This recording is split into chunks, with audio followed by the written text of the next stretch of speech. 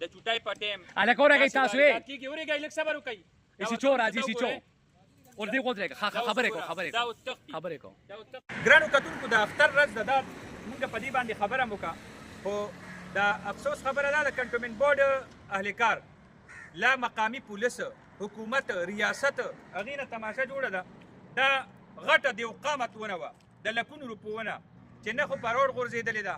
نه په ټرافیک باندې را غورځېدلې ده نه تارونه والي دي نه څه داسې ونه وه چې هغې نه نقصان جوړېدو او ایمرجنسي کې کنټرول ضروري دي دا واردات دی د تېر څه وخت نه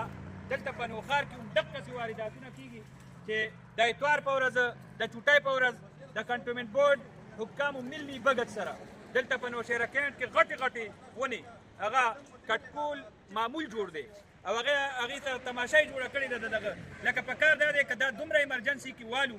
د لکونو روپو ونه نو چې لا خو روډ بند کړی وی لا په چا راغورځېدلی وی لا طوفان سره غورځېدلی وی نو نه طوفان تیر دی نه باد و باران تیر دی نه څه حادثه شوې ده او دومره غټه ونه یې وواله څوک تپوس کول وواله شته د ریاست نه تماشه جوړه کړې ده یو مخصوصه مافیا ده یو څو کسان دي او د نوشهره کینټ په حدودو کې شنې ونې غټې ونې چاته تکلیف نه رسولو واله ونې د لکونو روپو واله ونې هغه والي دا جي هغه ګندې کچره یې لا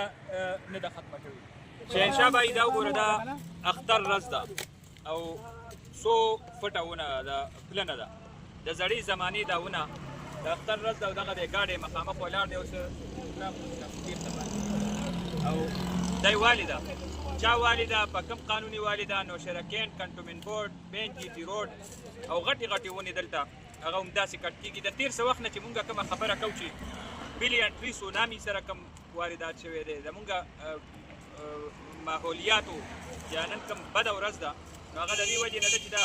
تاسو ته ښکاري په د زړو زمانې چې کومې ونې دي